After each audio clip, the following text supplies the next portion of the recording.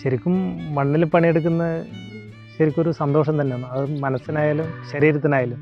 മാത്രമല്ല മണ്ണിൽ അമ്മ എത്ര കണ്ട് മണ്ണിനെ സ്നേഹിക്കുന്നു അതിൻ്റെ ഇരട്ടിയായിട്ട് നമുക്ക് തിരിച്ചു തരുന്നില്ലതാണ്. സ്വാഭാവികമായിട്ട് ഞാൻ ഇവിടെ എത്തിച്ചേരാൻ കാരണം മനോജേട്ടനും മഹേഷേട്ടനും പണ്ടേ അറിയുന്നതാണ്.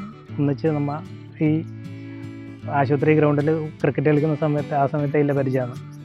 മനോജേട്ടൻ ഈ രീതിയിലാണ് പറഞ്ഞത്, നിന്നെ കൊണ്ട് ചെയ്യാൻ വേണ്ടി പറ്റുന്നതാണ് ആ രീതിയിൽ നിനക്ക് ചെയ്യാം. നല്ല വളങ്ങളിടുക, അതായത് ഇംഗ്ലീഷ് വളങ്ങൾ ഒഴിവാക്കിയിട്ട് ജൈവവളമാകുമ്പോൾ നമ്മളെ മണ്ണ് അതുപോലെ നിലനിൽക്കും. ഈ വളങ്ങളൊക്കെ ഞാൻ ഉണ്ടാക്കുന്നത് ആട്ടിൻ്റെ കാഷ്ടം ഡോളോമേറ്റോ കുമ്മായിട്ട് പൊടിച്ച് കമ്പോസ്റ്റിലിട്ടിട്ട് അതാണ് മെയിനായിട്ട് ഉപയോഗിക്കുന്നത്. പച്ചക്കറിക്കായാലും തെങ്ങിനായാലും കവുങ്ങിനായാലും മൊത്തത്തിൽ പറമ്പിൽ മൊത്തം അതാണ് ഉപയോഗിക്കുന്നത്. ഇപ്പോൾ 2 വർഷമായി ആടിനെ വളർത്തുന്നു. നല്ല രീതിയിൽ തന്നെ പരിപാലിച്ച് പോകുന്നുണ്ട്. ഇത്രയും കോഴികളും താറാവുകളൊക്കെ ഉണ്ടാകുമ്പോൾ അവരതിന് കണക്കായ മുട്ടകൾ നമുക്ക് തരുന്നുണ്ട്. ആ മുട്ടകൾ നമ്മളെ നാട്ടിൽ നമ്മളറിയുന്നവർക്ക് പച്ചക്കറി ആയാലും മുട്ടയായാലും വില കുറച്ച് അവർക്ക് നല്ല ഭക്ഷണം ഉപയോഗിക്കാമെന്നുള്ള രീതിയിൽ നമ്മൾ കാണുന്നത്. നമ്മളിവിടെ ഒരുക്കിയിട്ടുള്ള ചെറിയൊരു ഗാർഡൻ ഉണ്ട്. അത് ഒരു ബട്ടർഫ്ലൈ ഗാർഡൻ എന്ന രീതിയിലാണ് നമ്മൾ മനസ്സിൽ ഉദ്ദേശിച്ചിട്ടുള്ളത്.